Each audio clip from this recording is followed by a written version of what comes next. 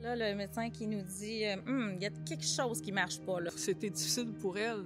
Elle a dû faire énormément de résilience par rapport à sa fin de vie, mais ça reste quand même que nous aussi, on l'a vécu assez difficilement.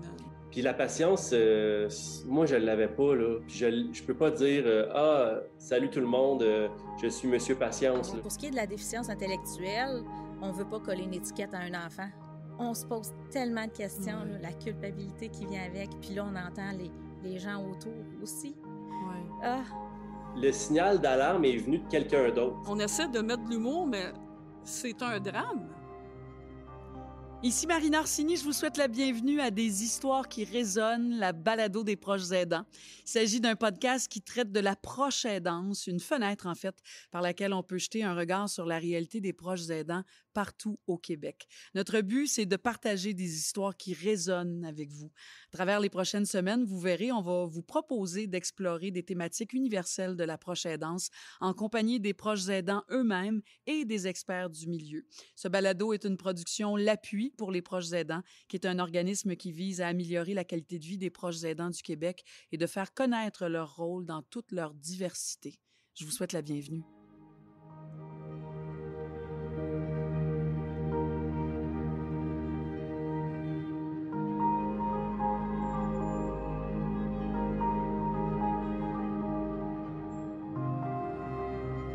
Aujourd'hui, on avait envie de parler de la découverte de la maladie, le moment là, où tout bascule, où le diagnostic tombe.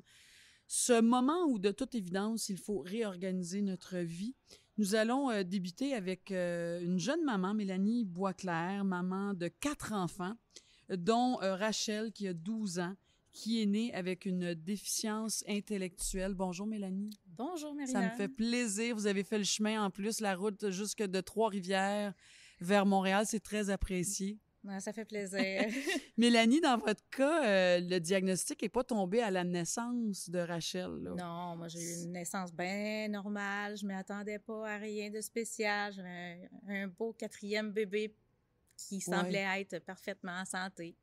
Alors, racontez-nous un peu votre parcours, en fait, là, avec Rachel. Bien, après quelques mois, on voyait qu'elle était plus molle un peu, qu'elle se développait pas comme les autres enfants. On se dit, des fois, moi, t'as rendu, c'est ma 4e, donc... C'est ce que j'allais dire, on a de l'expérience. On a de l'expérience, mais aussi, on est moins stressé, hein, rendu au 4e. Donc, j'étais pas tant stressée. Je me disais, il y en a des plus lents que d'autres, ça fait que je vais attendre un petit peu. Mais à un moment donné, après un rendez-vous médical, 2 rendez-vous médicaux, là, le médecin qui nous dit, il y a quelque chose qui marche pas, là. Normalement, à cet âge-là, là, même plus lente, elle devrait être en mesure de s'asseoir. Elle devrait commencer à se relever plus que ça, puis à ramper. Donc là, c'est là que tout a commencé. Donc, on est autour de quel âge, là? On un est an et demi, peut-être 2 6 ans? mois, là. Okay. On est loin d'avoir un diagnostic, par exemple. OK. Oui. Donc, elle a 6 mois à ce moment-là? À peu près, oui. OK. À peu près. Puis, ben c'est ça. On nous réfère avec des neurologues. On a fait une batterie de tests. Mais je pense que c'est-tu avant l'âge de 4-5 ans, tout diagnostic, souvent, en tout cas, à moins qu'il y ait des diagnostics qui sont évidents là, mais je veux dire, c'est ça, hein, c'est avant 4-5 ans, on pose pas trop des diagnostics. Non, c'est ça, à moins que ce soit physique clair. Oui. Mais pour ce qui est de la déficience intellectuelle, on veut pas coller une étiquette à un enfant. Pas avant qu'il rentre à l'école, en tout cas.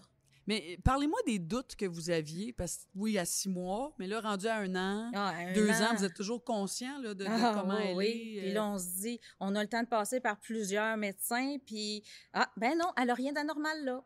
Ah ben non, pas encore rien d'anormal là, tout va bien, physiquement, tout va bien. Mais là, qu'est-ce qui se passe?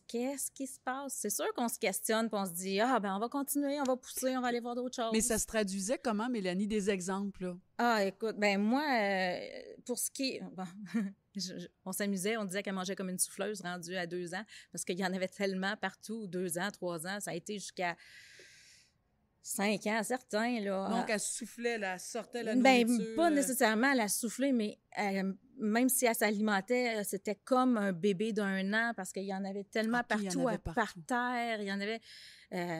encore aujourd'hui, à 12 ans, j'ai perdu l'habitude, parce que les autres sont plus vieux, mais ça, il prend une débarbouillette à côté, là.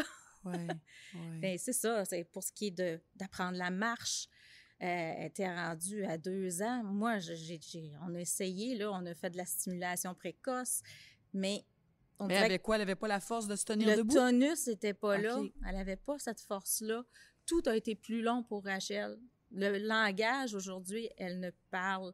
Nous, on peut la comprendre, mais personne... Les gens qui sont fréquemment en contact avec elle vont la comprendre. À l'école, ils la comprennent. Ben oui, parce qu'on développe notre façon de communiquer. Mais tu sais, il y a eu beaucoup de pointage, puis à un moment donné, elle-même se tanne, puis elle dit « Laisse donc faire, je vais y aller tout seul, je vais me débrouiller. » À partir du moment où elle était capable de marcher, ça a été un autre défi. OK. Mais même, là, tu sais, je pense à 1 an, 2 ans, elle marchait pas encore, là, 2 ans et demi, 3 ans. Là, elle parle-tu? Elle dit-tu des mots? Là, ben, les premiers mots, le fameux papa-maman qu'on attend, là, on peut peut-être parler avec quoi? Avais-tu 18 mois? Je m'en souviens plus exactement, mais tout a été tellement plus long. Puis là, pendant ce temps-là, vous posez des questions ou vous dites, ben là, on vient d'aller voir tel médecin puis il a dit que pour l'instant, Ben là, il faut c'est attendre. correct. Souvent aussi, c'est qu'on n'est pas tout seul à vouloir voir le médecin. Oui, non, c'est Puis ça. là, à un moment donné, ben là, il faut prendre des rendez-vous, puis c'est longtemps. À un moment donné, on finit par se dire, ben coudonc, elle est comme ça, puis on la prend telle qu'elle est. Ça prend un certain temps avant d'en faire un deuil. Oui. Ouais. Mais petite, est-ce qu'elle allait déjà à la garderie? Après ça, il y a eu les étapes de l'école, j'imagine. Mais mettons, bébé, enfant, là, vous êtes mère de 4 enfants, monoparentale en plus. Vous êtes séparés du papa. Oui. Comment on s'organise? Oui. C'est On un mot-clé, s'organise. là. Ben, Tu sais, es-tu allée à la garderie? Oui, ça a été une. Mais c'est ça, c'est que rien n'y paraissait. Puis moi, j'ai recommencé très, très tôt à travailler à ma 4e parce que je venais de me séparer. Donc, j'avais pas le choix. Ouais. Donc, j'ai recommencé très tôt à travailler. Vite, être allée à la garderie. La culpabilité qui vient avec. Puis là, on entend les gens autour aussi. Ouais. Des fois, on a juste envie de leur dire, regarde, mêlez-vous donc vos affaires. On fait déjà ce qu'on peut, là, tu sais. Ouais. J'ai pas besoin j'ai pas besoin d'être jugée. J'ai juste... Moi-même, je suis capable de le faire, de me juger puis de me questionner. Oui, c'est sûr. Hein? Fait qu'il y a eu cette portion-là. Oui, elle est allée à la garderie. Là aussi, ça se passait pas comme ça devait normalement non. se passer pour les intervenantes ou pour les... Pour moi, c'était hyper important qu'elle aille dans un milieu de garde familial parce que justement, ils sont moins nombreux. Puis, il y en avait déjà une plus vieille avec. Fait qu'au moins, j'avais la sécurité de savoir que ma plus vieille, elle pouvait la comprendre mieux, elle pouvait aider l'éducatrice, entre guillemets. C'est ça, j'allais dire, éducatrice, effectivement. Donc, ça se pouvait. Oui, ça se pouvait. Puis, en plus de ça, ben là, je savais que c'était un défi supplémentaire dans les organisations, dans les installations. Accepter un enfant qui est différent, qui a un handicap, exact. Ça prend plus de temps, ça prend... C'est ça, Donc, vous avez eu la chance de trouver ça? Oui. Vous avez trouvé un endroit qui, justement, vous ont accueilli, ont accepté. L'éducatrice était oui, j'ai été chanceuse. Formée pour s'occuper de votre elle était fille. ouverte. Elle était Je pense ouverte, que ça prenait pas tant... Tu sais, comme nous autres, on n'a pas de formation quand on vient avec un enfant qui vient au monde différent, là. Fait qu'elle était comme moi, puis elle était ouverte à accueillir. Mais c'est vrai que c'est difficile pour eux autres aussi parce que... on a une limite de 2 poupons 0,18. Mais quand Rachel, elle a passé son 18 mois, là, elle avait les mêmes besoins qu'un poupon, là. Fait que c'était un défi. Mais vous dites aussi que très souvent, on n'a pas de ressources avant d'avoir eu un diagnostic. Fait que je sais que vous avez eu le diagnostic. Rachel avait 6 ans. On n'a pas eu le choix. Fait que là, les 6 premières années de sa vie, vous vous promenez d'un spécialiste à l'autre, très certainement, d'un médecin à l'autre pour essayer de comprendre et de trouver. Mais comment on gère ça, la gestion de tout ça? Parce qu'en plus, vous avez 3 autres enfants, là. On fait ce qu'on peut. Ouais. On fait ce qu'on peut. On vit avec le doute. On finit par se dire... moi, c'est clair que les plus vieux en ont écopé aussi parce que je pouvais pas être autant présente que j'aurais voulu pour eux autres. Ben là, excuse-moi, il faut que j'aille m'occuper de Rachel, là. Non, j'ai pas le temps, là, de ça, là. Rachel est dans le bain. Tu veux-tu jeter un œil sur Rachel pendant que je vais juste aider ta sœur avec ses devoirs? Ça s'est-tu quand même bien vécu au sein de votre famille avec les 3 autres enfants? C'était la plus jeune en plus, fait que c'est d'aider la petite sœur. J'imagine qu'il y a quelque chose de naturel aussi Il y a là-dedans. quelque chose de naturel, mais veut pas, nos enfants deviennent eux-mêmes des proches aidants. Puis c'est plus lourd pour eux autres. Puis quand on est monoparental, comment on vit ça? Parce que là, le papa le vit aussi, lui aussi, mais dans 2 lieux différents. Ouais. J'imagine que ça demande à être complice, pas à peu près. Oh, écoute, c'est une source aussi de conflit. Certainement, parce que déjà, des enfants, ça C'est peut ça. être une source de Une conflit, garde même quand partagée, on vit ensemble. c'est ça. Mais tu sais, déjà, quand on vit ensemble, on Oui. a chacun nos façons de voir les choses. Mais là, en plus, on parle d'une garde partagée avec un enfant qui a des besoins Ouais, particuliers. Ça aussi, ça a dû être un défi. C'est toujours un défi. Ça continue à être un défi parce que on s'en sort pas. Mais c'est sûr qu'il y a eu la période de l'enfance, la petite enfance, que c'est moi qui étais responsable de Rachel principalement.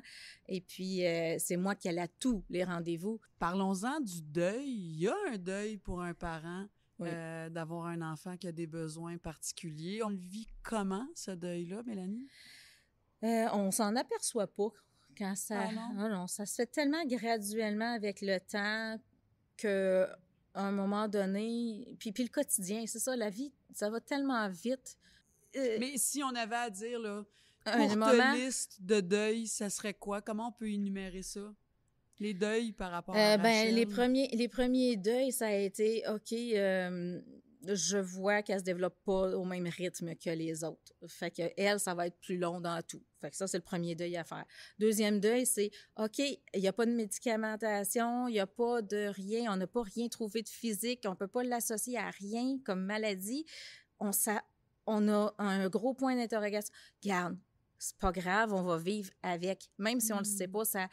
Ça aussi, c'est un deuil de ne pas être capable de mettre de mots là-dessus. Puis oui, de poser un diagnostic. Mais au c'est moins. utile. Des fois, c'est triste, là, mais je veux dire, il reste qu'à partir du moment où on le sait, c'est On sait comme à quoi plus s'attendre, clair pour on tout le sait sa monde. durée de vie, on sait d'autres problématiques qui sont associées à une maladie, par exemple. Nous, ça reste un grand inconnu encore. Fait que ça, c'est un deuil qui vient plus tard. L'autre chose, c'est quand on arrive pour rentrer dans une école. Ça en est un autre. Complexe. Ouais, là, on se dit, je veux pas qu'elle soit bousculée pour apprendre, je veux qu'elle ait une vie sociale, je veux qu'elle se développe à son rythme à elle. Qu'elle ait une vie normale malgré sa différence. C'est ça, hein, en fait? L'intégration dans une classe régulière. Elle l'a vécu en maternelle, mais là, quand il faut faire une reprise de maternelle, là, ça a été là qu'on se dit, oui, on voudrait bien qu'elle aille dans une école, mais pour rentrer dans une école, pour avoir des services spécialisés, ça prend un diagnostic. On fait comment, là? Ça a été plus difficile, là. Plusieurs étapes de deuil, en fait. Hein? Oui. Ouais.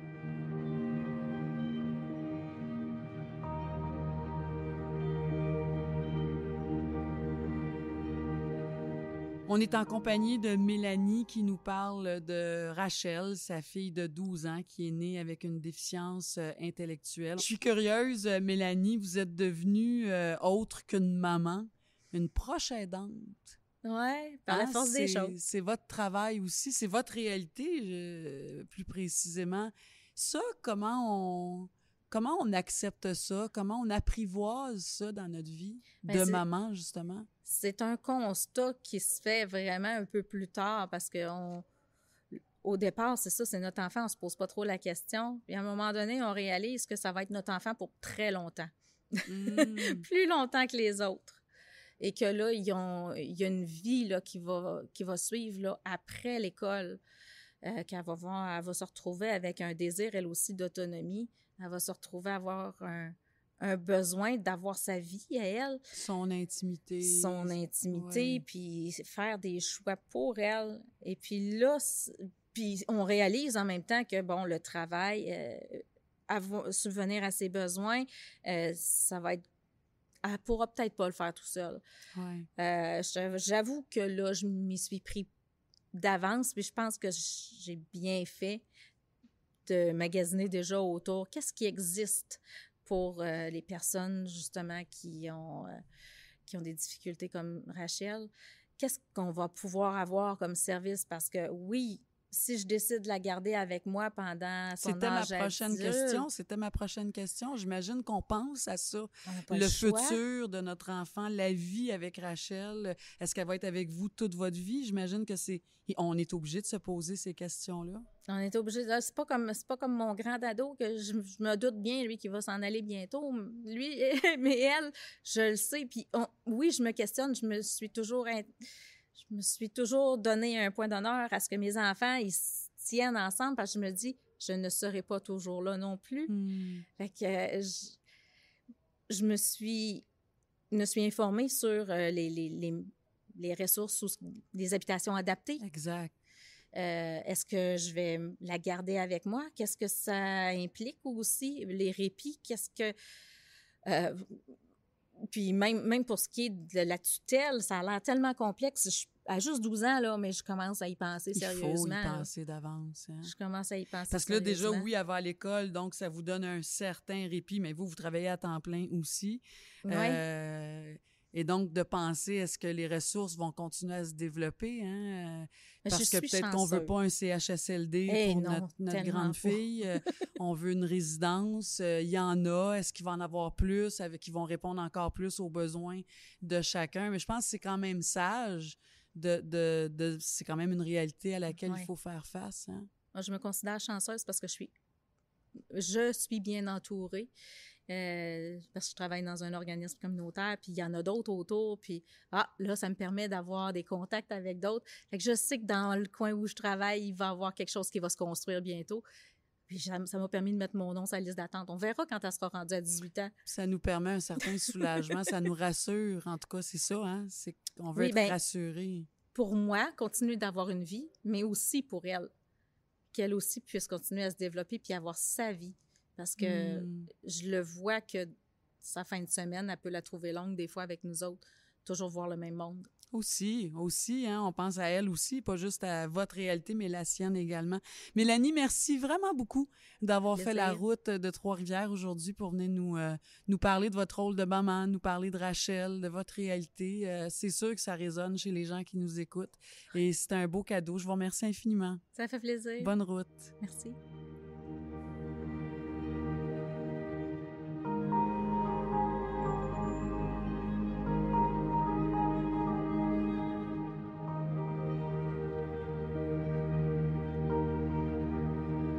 Maintenant, pour nous parler de son expérience de proche aidant, mais je dirais surtout son rôle de papa auprès de son fils Benjamin, on a le plaisir d'accueillir l'humoriste Mathieu Gratton. Bonjour, comment ça va? Salut Marina, ça va très bien, toi? Oui, je suis très contente que tu aies accepté notre invitation parce que je trouve que tu es un bel exemple de cette vie-là avec un fils autiste. Je trouve que tu es inspirant. Sa maman aussi, Patricia Paquin. Vous êtes les parents du beau Benjamin qui a aujourd'hui 19 ans, Benjamin. 19 ans, puis je te dis que c'est lui qui est inspirant. C'est vraiment grâce à lui que je suis ce que je suis aujourd'hui. Imagine, hein? Puis aujourd'hui, 19 ans, vous avez toujours... ça n'a jamais été tabou. J'imagine qu'il y a eu des périodes difficiles. J'imagine qu'il y a eu toutes les phases. Il y a des passages à travers ça quand on met un enfant au monde, tout ça.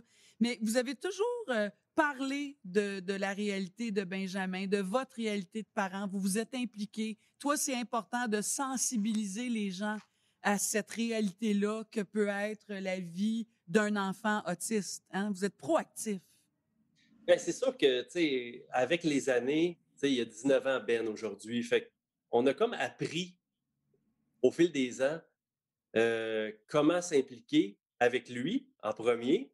Tu sais, avant de s'impliquer avec les autres puis vouloir faire des projets, tu sais, il fallait que Patricia et moi, on s'implique avec notre garçon. Tu sais, être sûr qu'on faisait tout ce qu'on pouvait pour que lui puisse évoluer, je dirais, le plus normalement possible dans la société, tu sais, qui est souvent pas discriminatoire, mais disons que des fois, on a besoin de travailler fort pour faire...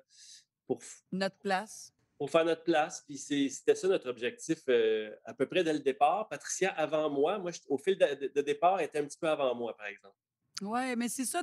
Puis tu dis, ben là, vous vous êtes séparés, ça fait 15 ans, je pense, que vous êtes séparés. Et puis tu dis que tu as eu à prendre ta place. En fait, tu n'as pas eu le choix de prendre ta place, mais pour toi, ça a été et c'est une expérience qui semble extraordinaire dans ta vie, Mathieu. C'est sûr qu'au début, ouais, c'est sûr, c'est extraordinaire. Ce que je vis toute ma vie depuis à peu près 10 ans, je dirais que ça prend encore plus de place dans ma vie, mon fils et l'autisme. Mais c'est vrai qu'au départ, euh, en tant que couple, euh, même si on s'est séparés quand même rapidement après le diagnostic, euh, quand j'ai pris ma place, c'est parce que c'était le bon moment.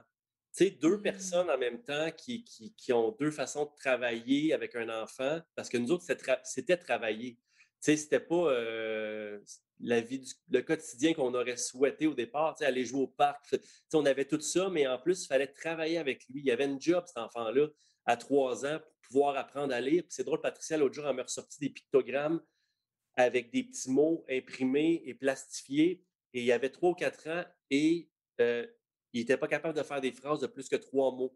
Alors, le premier pictogramme, c'était son visage. Alors, ça, c'était pour dire je, lui, Benjamin. Ensuite, on mettait un verbe, veut, par exemple, puis à la fin, il y avait, mettons, de la nourriture, je veux manger. Ça, il y avait 4 ans, puis c'était super difficile. Et ça, Patricia, dès le début, elle a joué ce rôle-là d'aidante naturelle pendant que moi, je dormais un peu au gaz. Elle me demandait si ça serait quoi ma place dans tout ça. Tu sais, une mère Mmh. très impliquée, le père, il faut que des fois, il trouve son chemin. Et heureusement, je l'ai trouvé. Euh, Benjamin, il avait peut-être 7 ou 8 mois. Je me suis réveillé et j'ai dit, bon, ben là, je vais commencer à m'impliquer. Tu sais, je vais donner du temps. Je vais écouter ses besoins. Je vais voir c'est quoi les solutions. Puis Mmh. ça n'a jamais arrêté depuis ce temps-là. Fait que, tu sais, ça fait 14-15 ans que à chaque année, on remet tout en question un peu aussi des fois, tu sais. Ouais, mais tu sais, toi, tu avais 27 ans quand Benjamin y est né, puis c'est juste à l'âge de 3 ans que vous avez reçu un diagnostic. Fait que j'imagine, les 3 premières années, là, il devait pas se développer comme peut-être un autre enfant. J'imagine ça a été un peu le néant, ça a été l'angoisse, le questionnement, la recherche aussi de savoir qu'est-ce qu'il y avait. C'était long, tu sais, c'était notre premier enfant. Moi, j'en ai pas d'autres, mais j'avais pas de référence. Puis, tu sais, quand tu es nouveau parent, tu as hâte aux étapes classiques, là. Quand est-ce qu'il va parler? Quand est-ce qu'il va marcher? Tu sais, on a tous en tête un échéancier là, Ben oui. semblable. Puis nous autres, ça n'arrivait pas. Puis la première année, sans blague, tu t'en rends pas compte. Tu sais, ça passe super vite. Tu te dis, ah ben, il marche pas encore, il parle pas vraiment. C'est Il y a un, normal. hey, il y a un an, tu sais, je veux dire, il y a Ouais, un ouais. an, là, c'est pas la fin Il est du monde. paresseux, il est Ben, lent, il se laisse porter. Il y a toutes sortes de mots là, qu'on oh dit oui. naturellement, évidemment. Oui, puis dans ce temps-là, Marina, les grands-parents s'en mêlent, ils disent: «Ah, ben toi non plus, Mathieu, tu marchais», tu sais, C'est ma mère, elle ça. dit: «Ah, toi non plus, tu n'as pas marché vite», puis, tu sais, il y en a qui disent que je ne suis pas vite encore aujourd'hui, mais, mais tu sais, c'est là que les gens s'en mêlent. «Ben non, tu as parlé à 1 an et demi, 2 ans», puis là, tu te dis: «Ah, ben c'est correct d'abord», tu sais, puis mais c'est fou parce que le signal d'alarme est venu de quelqu'un d'autre, tu sais, on avait une gardienne OK. à la maison, une nounou, puis moi, j'ai toujours haï ça, quelqu'un dans la maison, tu sais, on est travailleur autonome, je travaille de chez nous, puis il y avait quelqu'un tout le temps avec mon fils, puis ça me fatiguait, même si c'était une super bonne madame. Mais le point positif dans tout ça, c'est elle, comme elle avait eu la Qui a chance, allumé la elle, lumière, hein? elle avait vu des enfants, c'était pas la première famille pour qui était nounou. Puis elle a allumé, elle a dit, ben là, tu sais, on n'a pas aimé ça quand elle nous a dit ça, là, qu'il y avait un problème. Puis tu sais, on est allé vérifier à Sainte-Justine, puis c'était ça. Puis oui, c'était le jour 1, le diagnostic, c'est le jour 1 où tu te fais dire, ben, dans le fond, tu vas être parent toute ta vie, comme tous les Mmh. parents, mais parents impliqués. Tu sais, tu vas avoir un enfant toute ta vie. Ouais, ouais, c'est bon ça. Tu vas avoir un enfant toute ta vie parce que même Ouais. si Benjamin, il évolue, il grandit, il reste que, est-ce que tu pourrais dire, il aura toujours besoin de nous autres? Oh oui, c'est sûr, à petite ou grande échelle, Ouais. tu vas toujours avoir besoin de nous parce qu'il y a des choses que les personnes autistes vont être capables de s'améliorer à faire, mais il y a d'autres choses que c'est comme ça, là. C'est comme ça qu'ils fonctionnent. Il y a des choses qu'ils ne peuvent pas développer, qui vont les empêcher de faire des petites tâches. Juste la planification d'une semaine, J'imagine mal Benjamin se dire: «Ah, ben cette semaine, je suis tout seul, je dois planifier tous mes repas, aller faire l'épicerie, mettre mes loisirs là-dedans, peut-être aller travailler», puis il y a quelque chose qui va être négligé quelque part. Peut-être la nourriture, tu sais, peut-être, Mais quand même, Mathieu, on dit de Benjamin, puis je l'ai vu, on le voit, parce qu'on le voit en plus avec vos capsules, on va en parler, le monde de Benjamin, mais on dit que Benjamin est quand même assez autonome. Donc, ça veut dire quoi dans son cas à lui, aujourd'hui, à 19 ans, être autonome? dans son cas, ça veut dire, que nous, les parents, ça nous laisse une liberté et lui, ça y amène une fierté. Par exemple, tout ce qui est transport, déplacement d'un point A au point B, il est autonome pour le faire tout seul. Il arrive encore des erreurs de parcours. Avant-hier, on était à Sherbrooke, il a pris, un bus, puis normalement, il est capable de revenir à son point de départ, mais là, il a décidé de descendre de l'autobus, aller dans un concessionnaire automobile, s'amuser, puis après ça, il s'est rendu compte qu'il ne pouvait pas reprendre le bus pour revenir parce qu'il aurait fallu qu'il traverse un boulevard, puis il m'a appelé, j'étais allé le chercher, tu sais, j'étais pas loin, mais il est autonome pour se déplacer, il est Ouais, autonome pour ouais, se ouais. faire, tu sais ouais, non, mais c'est quand même bien. Je peux pas dire que, ça vient juste de nous parce qu'on a travaillé fort avec lui. Je pense que ça vient aussi de lui, comment il est fait. On est chanceux, puis il est chanceux de pouvoir faire ces choses-là, tu sais? Puis il Heu, travaille dans un café aussi, il a une job. Il travaille au café d'ailleurs ben, de Patricia, de sa maman, puis de Louis-François, son beau-père. Donc, il y a une job au café aussi. il y a 1, 2, 3, 4 jobs des fois, puis on lui fait essayer des affaires, mais tu sais, ce qui est important, là, pour les familles puis les parents, que ton enfant soit autiste ou pas, j'ai toujours dit, moi, c'est de lui faire confiance. De Hmm. jamais trop faire les choses à sa place. Parce que c'est un réflexe de parent qui est nuisible quand ton enfant il a le potentiel. C'est sûr que des fois, il y a des enfants qui ont besoin d'aide, là, tu sais. Tu vas pas les laisser Bien sûr. se débrouiller tout seuls. S'ils sont pas capables, ils sont pas capables, mais je pense qu'on devrait faire tu sais, je pense qu'on devrait faire plus confiance à nos enfants puis qu'ils se plantent à la limite 2, 3 fois, puis qu'on on réalise: «Bon, ça, c'est pas faisable, ben, on va t'aider, mais ça, es-tu capable de travailler, à la caisse?» Prendre le temps de lui montrer. Benjamin, il a tout assimilé ça, puis tu sais, c'est plus on y en montre, plus notre charge à nous d'aidants ou de parents diminue. C'est sûr que de lui montrer, ça demande énormément de temps parce que ça se fait pas en claquant des doigts, puis il faut répéter. Si ça marche pas verbalement, il faut essayer d'une autre façon. Mais chaque petit acquis diminue notre rôle, tu sais, notre charge. Ils appellent ça la charge mentale, entre autres, mais la Ouais, charge de ouais. travail parental. Mais tu sais, Euh, tu as dit le mot patience, Mathieu. Je veux dire, c'est pas parce qu'on a un enfant autiste qu'on a acquis ça dans notre vie. Fait que c'est quelque chose que tu as développé et je veux dire, c'est un défi, là. Déjà, hein, on élève un enfant, il faut répéter, mais quand on a un enfant autiste, ben, il faut peut-être répéter 100 fois plus. Fait qu'il faut développer cette habileté-là aussi comme parent. ouais, mais le problème, c'est que c'est du cas par cas, mais des fois, c'est même pas Mm. de répéter la solution, mais parce qu'il y a des façons de communiquer qui sont différentes avec eux. Puis la patience, moi, je l'avais pas, là. Puis je peux pas dire, «Ah, salut tout le monde, je suis monsieur patience», là. Ouais.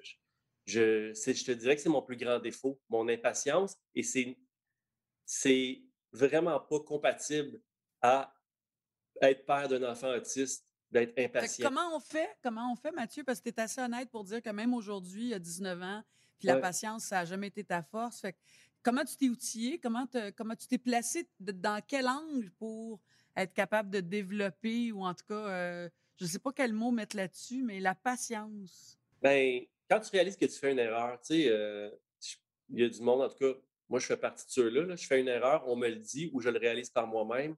J'essaie de travailler sur mes comportements. Tu sais, je Hmm. réalise, par exemple, que, bon, j'ai levé le ton à un moment donné.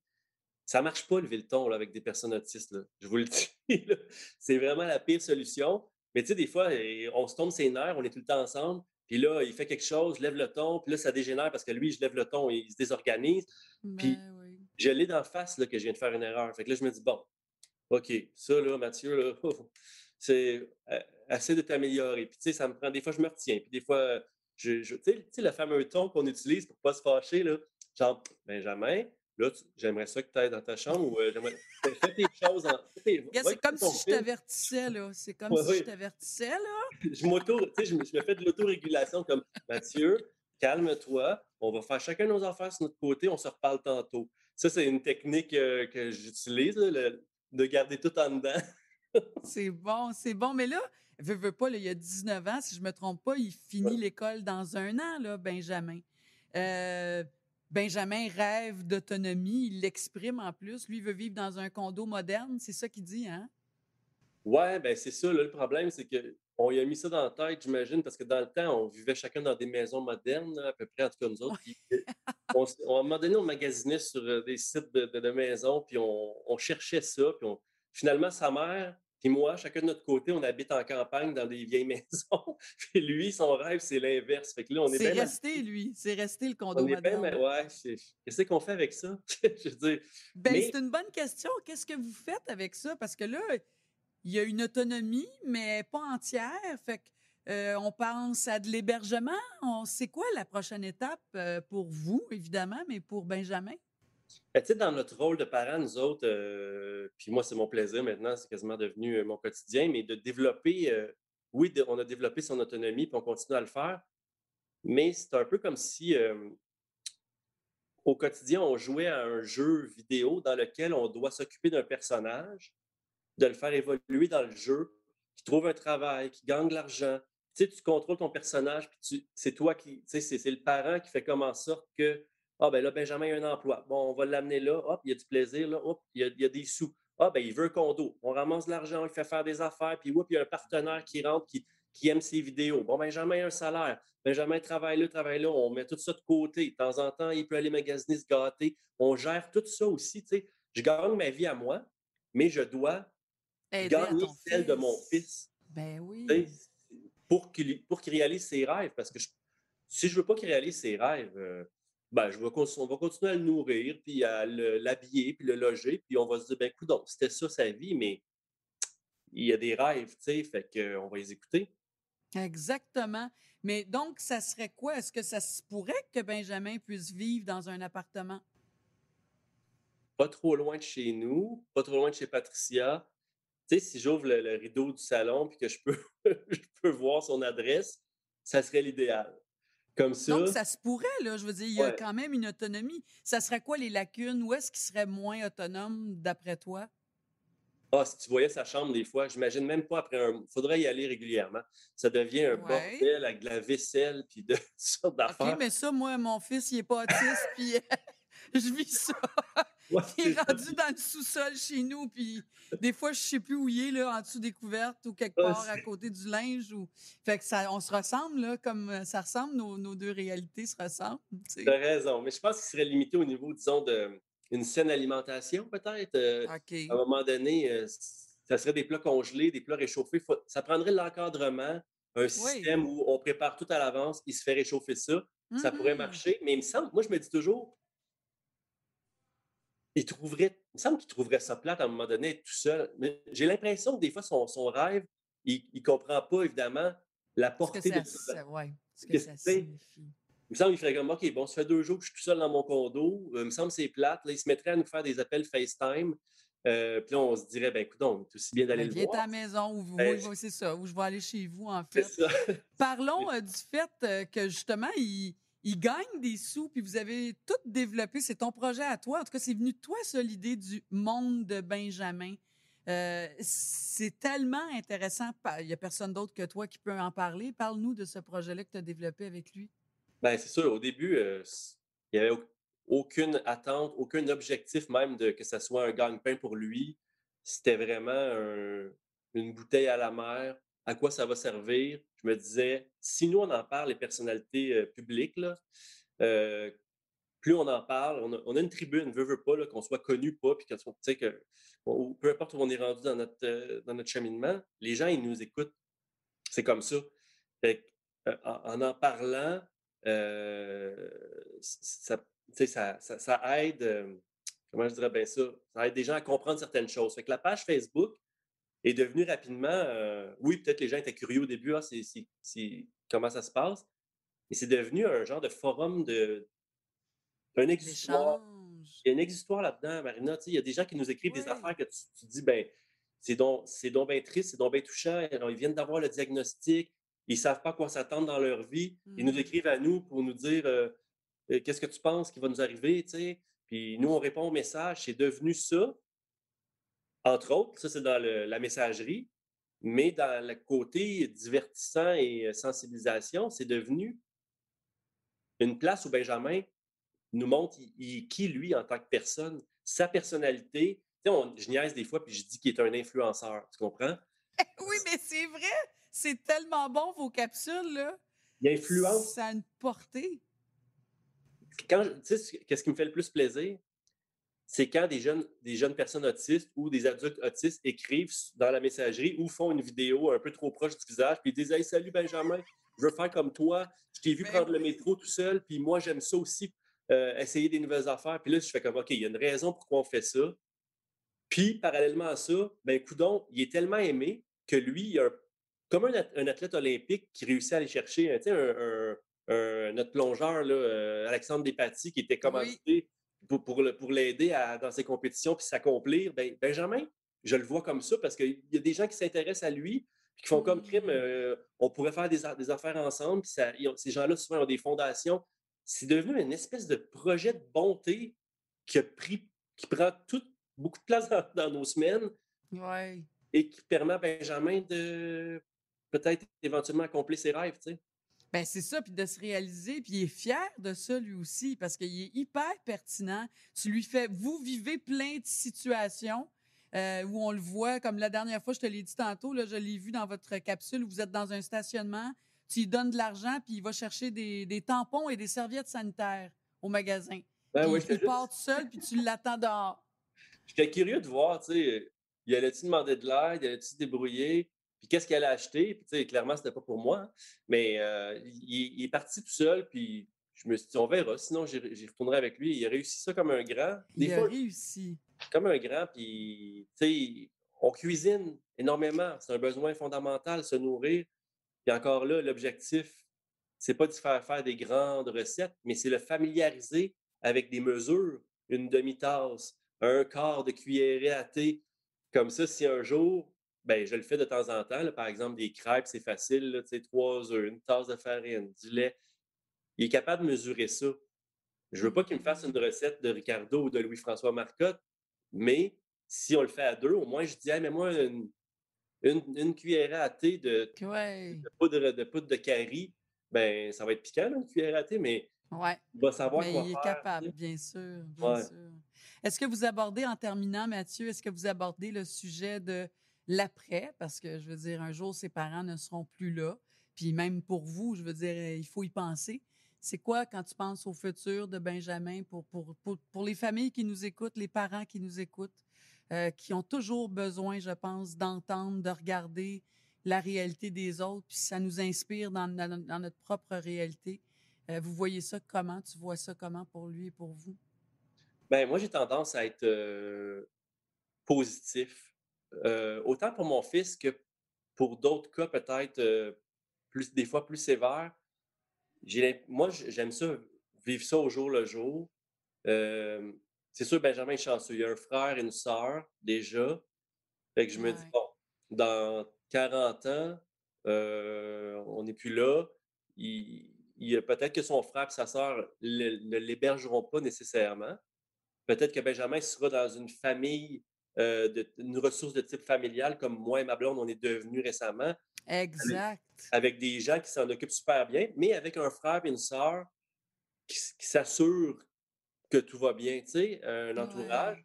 Ouais. Moi, j'aurais pas de difficulté à imaginer Benjamin dans une famille ressource, dans une famille, appelons ça famille d'accueil là, pour le commun des mortels. Là. Je ne verrais pas de malaise à ça, ou qu'il soit dans une résidence de type les maisons, peut-être pas Véro et Louis parce que c'est une clientèle bien ciblée, mais qu'il soit dans un autre type de résidence avec un support qui vient s'assurer que tout est là. Je Puis pense ce qu'il y a qui des gens qui ont est... des bonnes intentions dans la vie. Absolument. Puis je me dis, même les cas les plus sévères, j'ai des exemples dans mon entourage, des gens que je connais qui ont dû placer leur enfant. Ces personnes-là sont entre bonnes mains. C'est pas tous les humains qui font souffrir les gens. Tu sais. il faut se rappeler que la majorité des gens sont des bonnes personnes.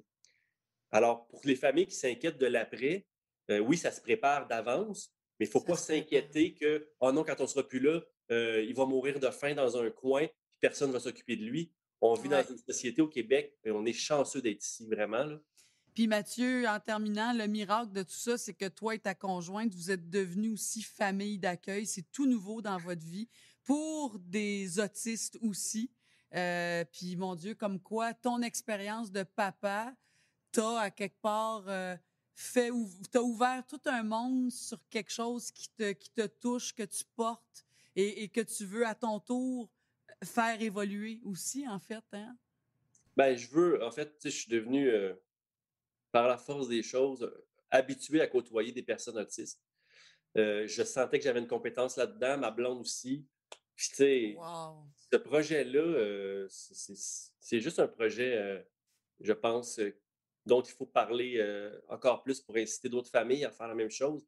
Euh, ce qui nous arrive, c'est aussi beau pour le jeune qui est chez nous en ce moment. En tout cas, j'espère qu'il est heureux. C'est juste une semaine qu'il est là, au moment où je te parle là. Nous, ça nous apporte énormément.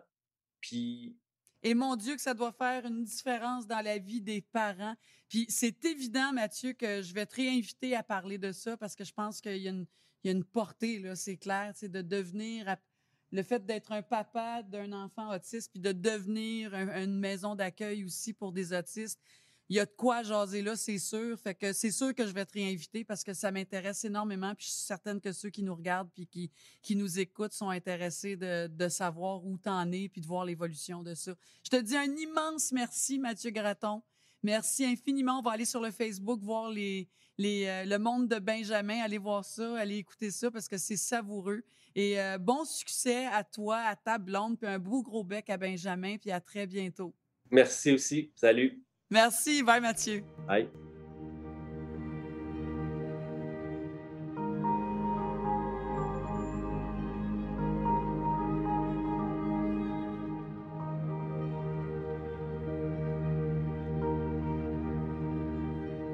Vous écoutez des histoires qui résonnent, le balado des proches aidants. Cette fois, je me retrouve en compagnie d'Irène Guérin, qui est infirmière. Bonjour, Irène. Bonjour, merci de me recevoir. Ça me fait, mon Dieu, c'est à vous qu'on dit merci. On parlera pas de votre métier d'infirmière aujourd'hui, mais plutôt de votre rôle de proche aidante auprès de non pas une personne, mais de 2 personnes. Et ça, c'est au cours des 15 dernières années de votre vie. Oui, effectivement. Soyons honnêtes, c'est un bail. D'ailleurs, j'ai amené... c'est drôle parce que j'ai amené la photo de maman. Maman est décédée exactement il y a 3 ans hier. Du Parkinson. Votre mère était atteinte de Parkinson. Oui, de Parkinson. Et maman est décédée des suites du Parkinson également. Elle est décédée d'une infection urinaire qui a viré en septicémie. C'est ça. Alors, ça me fait comme drôle parce que dans le fond, c'est un peu redonner la dignité à ma mère qui a fini ses jours d'une manière tout à fait... je m'excuse de dire, là, mais c'était très difficile. C'était difficile pour elle. Elle a dû faire énormément de résilience par rapport à sa fin de vie, mais ça reste quand même que nous aussi, on l'a vécu assez difficilement. Donc, votre mère, Solange, qui a été diagnostiquée de Parkinson, elle avait quel âge au moment de son diagnostic? Elle devait avoir à peu près... Elle avait débuté sa retraite. Devait être à peu près, là, j'y vais de mémoire, mais il me semble que ça devait être à peu près dans les 65, 67 ans. Là. Et elle a vécu avec la maladie pendant 13 ans. Elle est décédée en 2018. Vous avez frères et sœurs, votre père aussi, hein? Tout le monde a été quand même présent Absolument. Dans ce parcours-là avec votre mère. Les premiers signes de la maladie se sont manifestés comment du côté de votre mère? Maman chutait. Elle a tellement chuté de foie. Évidemment, comme c'était supranucléaire au niveau des neurones, de la matière grise, alors ce qu'elle faisait, c'est qu'elle avait commencé à avoir des problèmes de déglutition. Alors, elle s'étouffait facilement. Elle s'étouffait facilement, mais c'est pas les premiers signes. Les premiers signes, ça a été vraiment des pertes d'équilibre. D'ailleurs, c'est un des premiers symptômes, les pertes d'équilibre, les chutes. elle chutait continuellement. Et donc, elle avait dans la soixantaine avancée quand elle a reçu son diagnostic. Elle a vécu combien de temps dans sa maison, là, autonome? Elle a été restée dans un appartement pour personnes âgées. Mon Dieu, là, vous me posez une question, je m'en rappelle plus tellement, mais je pense qu'elle a resté quand même. Ça, c'est quand même encore semi-autonome, là? Oui, semi-autonome. Oui. Puis jusqu'à un certain niveau. Disons qu'elle a été, les 5 dernières années, ça a été là, les pertes que là, elle était en RI, puis elle était là, après ça, éventuellement, les 2 dernières années, elle a été en CHSLD parce qu'elle n'était plus capable. Là, Et vous, Irène, à quel moment vous avez pu constater que vous étiez devenue la proche aidante de votre mère? Ben, dès le début, on essayait d'aider maman. Bon, je dirais peut-être pas dès le début, parce que maman elle a été une combattante assidue. Elle a fait elle lisait continuellement sur le domaine. Elle suivait toutes les consignes Toutes par les rapport à sa maladie. Je vous écoute puis je vous regarde parler, Irène. On sent que c'est quelque chose qui est chargé comme sujet. Hein? Tout ce parcours-là de votre mère, ça m'amène à vous comme proche aidante, vous comme la fille de votre mère. Comment vous avez vécu cette période-là, ces étapes-là, en fait, à travers la maladie de votre mère? Je dirais que les dernières années, je dirais probablement les 6 dernières années de maman, c'est surtout pour aider maman à redonner sa dignité. Redonner sa dignité, ça implique évidemment de montrer aux gens que maman, elle entend tout ce qu'on dit. Maman, elle est consciente, elle a des émotions, faut y parler, c'est pas une personne démente. Tellement qu'à un moment donné, même au niveau des unités de soins, je passais un peu pour la méchante parce que je mettais en doute certaines approches. En plus, vous êtes infirmière. Fait que, c'est sûr que vous avez un éveil. Je passais pour la méchante. Ils voulaient pas m'avoir d'implant de soins parce qu'ils me trouvaient trop fatigante, là. Et, mais c'est sûr que on se sent impuissant. Quand on est face à une personne qu'on aime, puis là, moi, je le vis doublement parce que non seulement, c'est presque du karma, moi, dans mon cas, là. C'est ma mère, elle a Parkinson, et mon mari, 1 an après, mais probablement, là, aujourd'hui, je le revois un petit peu plus tard, là, avec un certain recul. C'est probablement que mon mari aussi avait des symptômes de Parkinson avant, mais j'étais tellement occupée avec maman que je voyais bien qu'il y avait un ralentissement. Je voyais bien qu'il y avait de quoi, mais, tu sais, j'étais trop occupée de m'occuper de ma mère. Bien, c'est justement, on va aller vers ça parce que ça s'arrête pas juste à votre maman. Ça se poursuit avec votre mari, en fait. Alors, il y a comme un chapitre 2.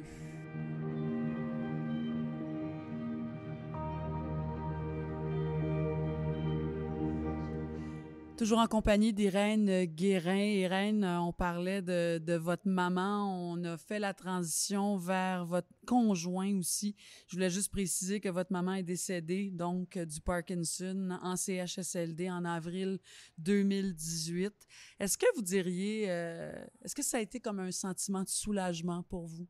Ah non, pas du tout. Dans mon cas, ben, quelque part, oui, parce que là, l'enfer que maman vivait,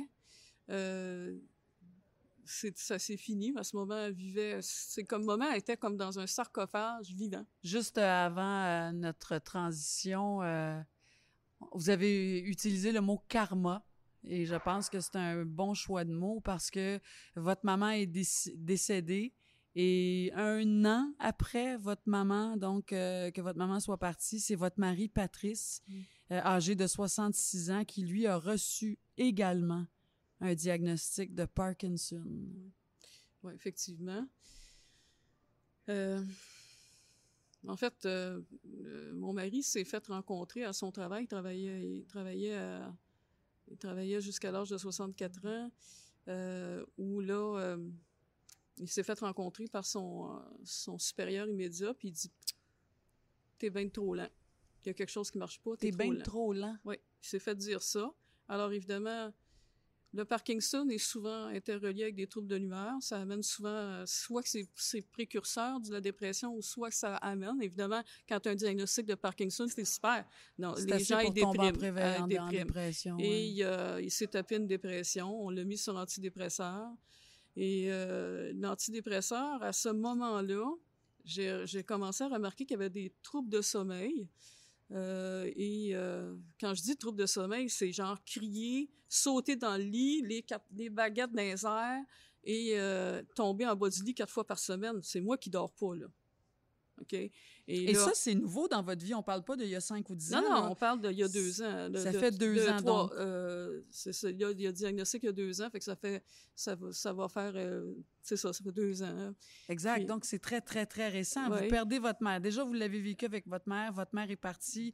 Même pas un an après, votre mari reçoit un diagnostic. Et on est là aujourd'hui, là. C'est ça. Puis là, finalement, là, comme il était connu avec l'apnée du sommeil, j'ai dit, je vais appeler à Sacré-Cœur, où ce qu'il avait déjà eu diagnostic. Je vais appeler à Sacré-Cœur au trouble du sommeil pour savoir ce qui se passe.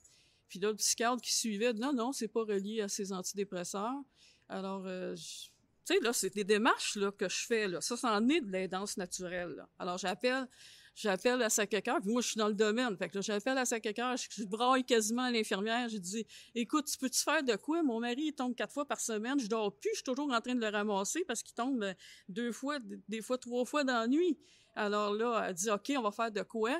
Fait que là, ils l'ont rentré, ils l'ont gardé une nuit.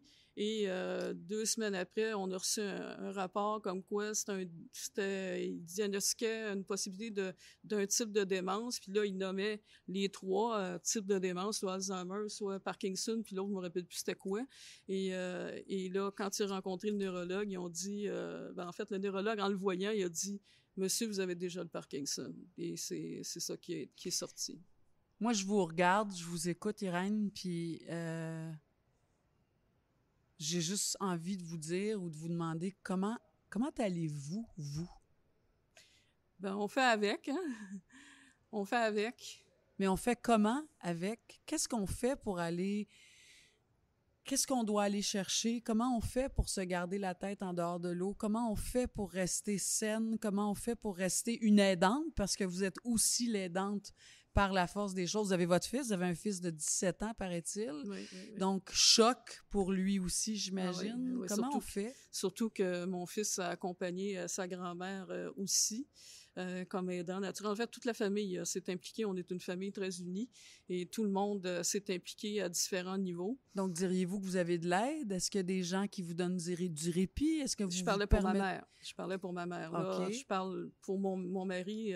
Évidemment, oui, j'ai une certaine aide avec mon fils et moi-même, mais c'est surtout sur mon dos que les choses se passent. Et puis, je pense aussi que même les professionnels de la santé, comme mon mari, il est pas techno pantoute, alors tous les messages se font par mail. Mon mari est pas capable d'ouvrir un ordi.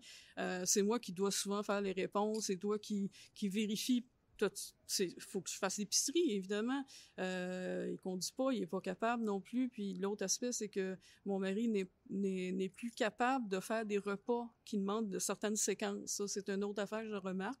Donc, il est quand même debout, il est capable de marcher, il est capable... Mais il a perdu beaucoup de ses capacités, là. Il conduit plus. Non, il n'a jamais conduit. Okay. Il n'était pas capable. Et vous dites qu'il n'est pas capable de faire des activités là, avec des séquences. On coupe les oignons, on met ça dans la poêle, on rajoute la viande. Il serait capable de couper les oignons, mais si tu dis, OK, on fait une recette, ça je remarque que ça, c'est comme si il y avait déjà un TDA, puis c'est comme si ça avait accentué certains symptômes de TDA. Et ça, j'ai remarqué des petites choses comme ça. Évidemment, mon mari, il a encore un sens d'humour, il a encore des capacités, mais c'est sûr qu'on le voit à la lenteur. Tu sais, il n'est pas capable de reculer, il n'est pas capable de monter un escalier roulant. C'est trop vite pour lui. Il a tombé au centre-ville, il a justement tombé il y a exactement 1 mois. Personne pour... Tu sais, s'il arrive de quoi... C'est là qu'on se pose des questions, on commence à être inquiet un petit peu des petites choses comme ça. On se dit aussi, bon, c'est quoi qu'il va falloir que je pense à faire? Là, j'ai installé des rampes. J'allais le dire. Quel est votre défi, vous, comme proche aidante? Des rampes, là, j'ai posé des rampes. Là, je dis, bon, il faut que j'installe la chambre de bain, il va falloir que ça soit installé mieux, là. C'est ça. Est-ce que vous avez accès à des ressources, de l'aide? Qu'est-ce que vous avez trouvé? Là, quand on a téléphoné la première fois au CLSC pour avoir de l'aide, la première chose, ils ont dit, il est trop jeune, il faut qu'il ait 70 ans pour avoir droit à des services. Bon, ça a fini là.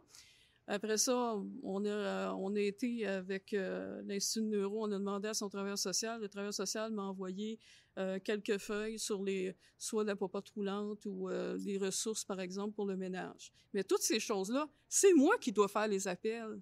Tu sais, les rendez-vous, tout ça, tu sais, c'est moi qui dois vérifier. As-tu pris ces médicaments? As-tu fait ça? Tu sais, faut toujours être un peu de côté. Comment entrevoyez-vous le futur avec Patrice, Irène? Ben, je vous dirais une journée à la fois. Je pense que, quelque part, ce que j'ai pas pu faire avec ma mère, parce que ma mère est partie, puis j'ai eu beaucoup de culpabilité. Tout ce que j'aurais dû faire, ce que j'ai pas pu faire. Tu sais, j'avais été chercher là, des kinésiologues pour essayer d'aider maman à faire des mouvements, mais ça prenait de l'argent. Je l'avais pas, cet argent-là. Et c'est toutes ces choses-là, des petits détails que je disais, ça, j'aurais pu faire ça pour maman, j'aurais pu faire ça.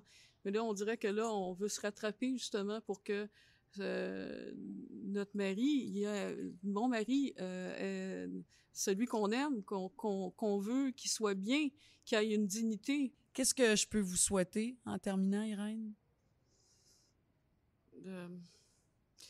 C'est pas à me souhaiter à moi, c'est souhaiter à tous les proches aidants.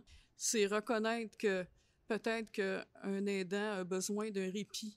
Est-ce qu'on peut offrir des services comme, par exemple, que notre aidé soit une période X où l'aidant peut récupérer chez lui, faire d'autres choses, puis que lui, on l'entreprend avec un service quelconque, une fois par mois ou temps par année. Est-ce qu'on peut offrir plus de services monétaires? Parce que être aidant naturel, c'est perdre 20 000 $ minimum par année. Être aidant naturel, c'est pas être aidant naturel, c'est majoritairement être aidante naturelle, parce que c'est majoritairement des femmes. Et on le sait que la question est quand même une réalité. Un aidant sur 4 est aussi dans les alentours de 45 ans. Alors, qu'on offre aussi des repas, qu'on offre des tickets pour les stationnements quand on va au rendez-vous médical, parce que souvent, les gens, on a besoin, comme quelqu'un comme mon mari, il faut absolument que quelqu'un, pratiquement, des fois, l'accompagne, parce que là, je dis, qu'est-ce qu'ils t'ont dit?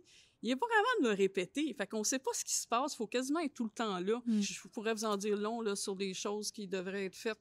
C'est pas juste la loi 56 qui a besoin d'être reconnue, c'est toutes les choses pour aider les personnes qui sont aidantes naturelles, qu'on les entend pas, ces personnes, ces dames-là, des madames 85 ans qui vont voir leur mari qui est au CHSLD tous les jours. C'est encore une réalité, hein? Absolument. Bien, Irène, écoutez, j'espère qu'on entend en tout cas votre message. Il est assez clair. Je vous dis un immense merci d'être passé nous voir puis de partager toutes ces tranches de vie-là parce qu'elles sont multiples avec nous aujourd'hui. Je vous souhaite la paix dans votre cœur. Je vous souhaite le pardon aussi parce que vous dites j'aurais aimé faire plus, mieux, différemment. Je pense que vous faites pas mal, beaucoup votre possible. On le voit dans votre feu, dans votre fugue, dans votre fougue plutôt.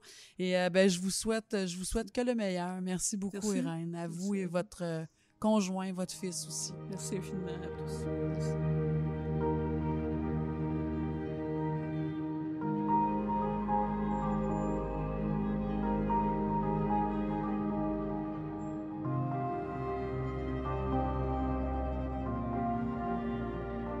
J'accueille dans ce dernier bloc Louise Champagne, médecin de famille, qui a d'abord été infirmière. Ça, c'était en 1978 et c'est en 92 que votre carrière de médecin débute. Bonjour, Louise. Bonjour, Marina. Comment allez-vous? Très bien, Quel beau parcours. Il me semble que c'est rare qu'on entend parler qu'on commence par être infirmière pour s'en aller vers la médecine. Oui. J'en connais pas tant des médecins qui ont d'abord été infirmiers ou infirmières, mais si c'était à recommencer, c'est ce que je ferais. Oui. Et j'irais même jusqu'à dire que peut-être que certains confrères m'aimeraient pas, mais j'irais même jusqu'à dire que peut-être que ça serait bien que tous les médecins aient été infirmiers ou infirmières. Moi, je suis un peu de votre avis parce que c'est un autre chemin, hein? C'est une autre présence. Oui, tout à fait. C'est une autre présence auprès des patients. Vous faites encore, et ça, je trouve ça vraiment tellement honorable, encore des visites à domicile, Louise. Oui. C'est plutôt rare, je dirais, aujourd'hui. Est-ce qu'on peut dire ça? Je pense que ça commence à prendre un peu plus d'ampleur. Donc, en ça fait, revient. Ça revient. Je travaille dans une unité de médecine de famille, donc c'est une UMF, c'est où on enseigne aux futurs médecins. Alors, à l'UMF où je travaille, on a 32 résidents qui vont devenir des médecins de famille. Et ça fait vraiment partie de leur parcours. Hein. Durant leurs 2 années de résidence, ils ont à faire des visites à domicile et de plus en plus, on essaye d'inculquer ça. En fait, ce qu'on connaît pas, hein, on n'aime pas tellement, mais si on connaît les visites à domicile, si on est accompagné par des bons modèles de rôle, mais je pense que ça peut donner le goût justement. L'essayer, c'est l'adopter. Oui, oui. On pourrait dire ça. Et on peut confirmer que vous, Louise, la proche aidance, ça fait vraiment partie de votre pratique médicale.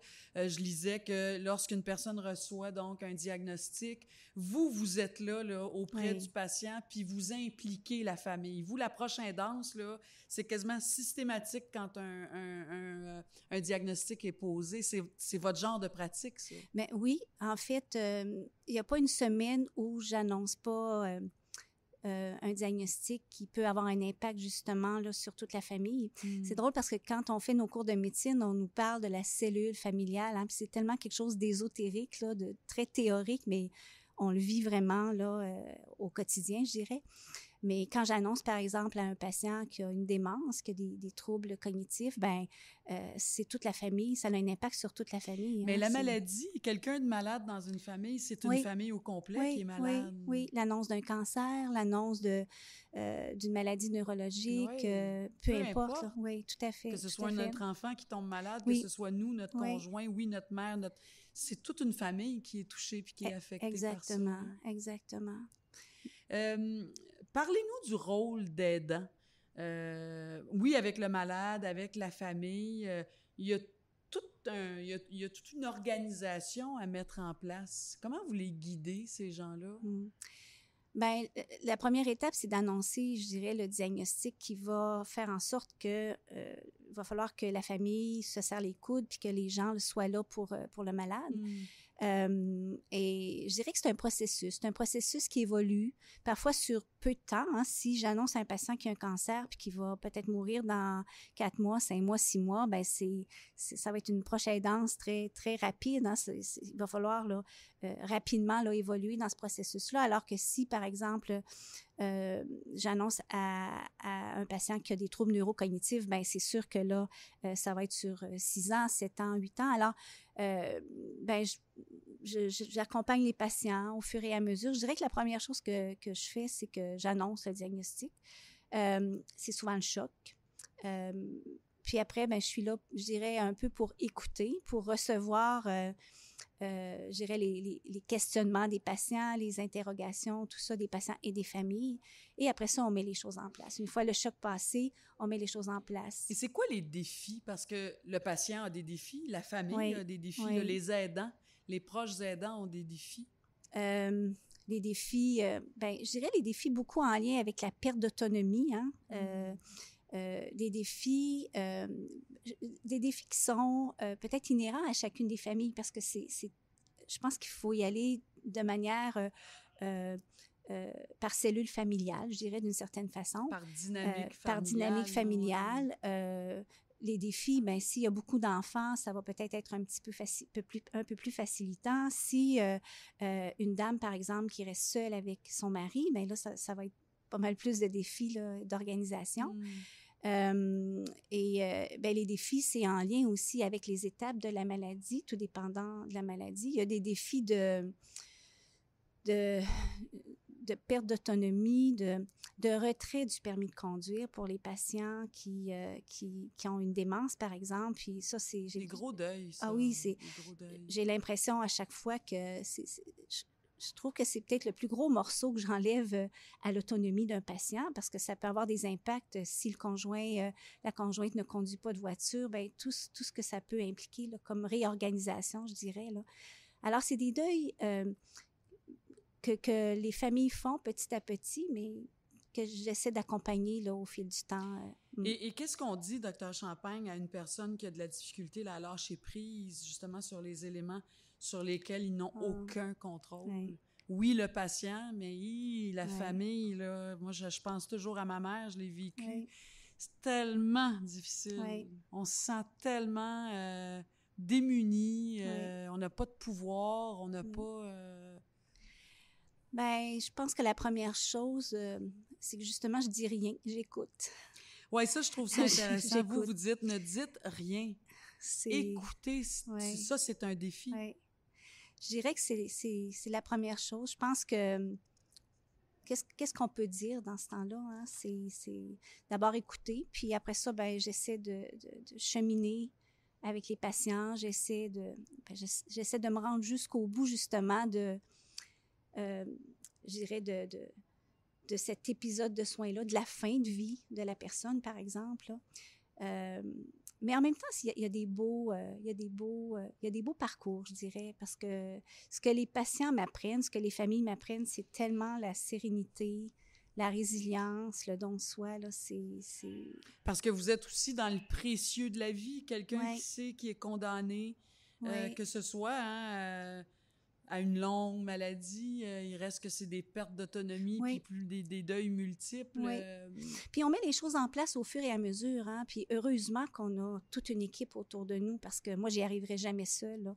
Quand je vais à domicile, ben, si j'ai un patient, par exemple, qui a un problème respiratoire, une maladie pulmonaire chronique, ben, je vais travailler avec l'inhalothérapeute, je vais travailler avec les gens de la popote roulante qui vont venir donner un coup de main. Vous allez aider les familles, oui. les gens affligés par la maladie, là, à mettre ça en place. Oui, tout à fait, tout à fait. Puis je pense qu'on est là aussi comme ressource pour les aider justement à s'organiser, là, parce qu'il y en a des ressources. Des fois, on voudrait qu'il y en ait peut-être un peu plus, mais il y en a quand même des ressources. Puis je pense que ça, c'est de baisser je dirais, toute la souffrance des gens.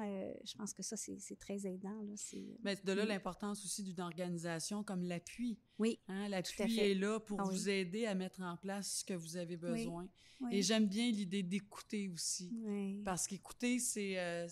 au départ, hein, c'est de laisser la détresse, la souffrance exister aussi. Puis pour qu'elle puisse exister, ben il faut la laisser être. Puis ça fait qu'on peut apprendre à l'accepter un peu mieux. Tout à fait, hein? tout à fait. Puis, il y a des belles histoires de vie aussi. Si je peux me permettre, j'ai une vieille dame que je soignais qui a fait un AVC il y a plusieurs années de ça. Puis,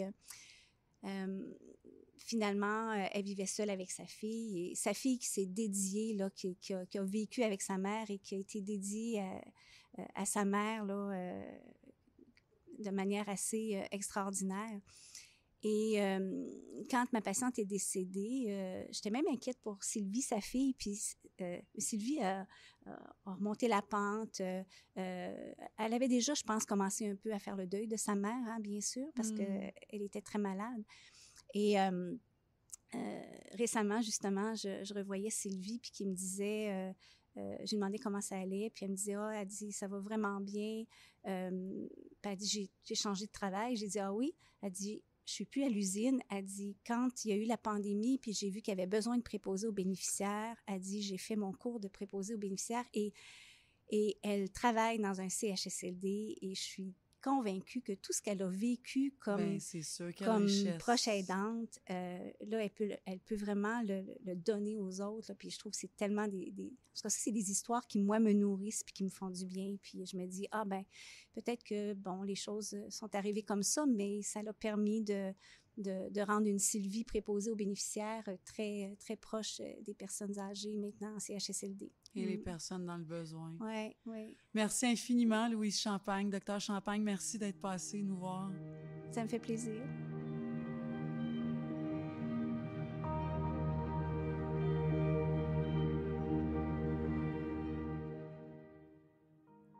J'allais vous dire, j'espère que les témoignages entendus aujourd'hui ont su résonner en vous, mais je dirais plutôt, je suis convaincue, en fait, que les témoignages que vous avez entendus aujourd'hui ont pu, en quelque sorte, vous consoler. Dans votre rôle de proche aidant ou aidante, dans votre rôle de celui ou celle qui reçoit de l'aide aussi. C'est à se comparer qu'on se console, je pense, et sans jamais nier ou minimiser ce que chacun de nous vivons, ça c'est important.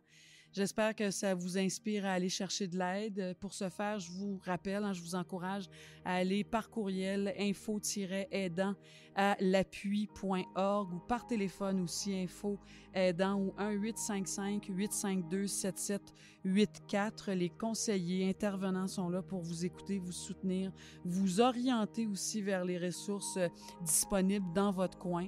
D'autre part, si vous souhaitez partager votre expérience de proche aidant, rendez-vous dans la section témoigner de votre expérience au appuibalado.ca. Ici Marie Orsini, on se retrouve très bientôt pour un autre épisode de Des histoires qui résonnent, le balado des proches aidants. Bye bye.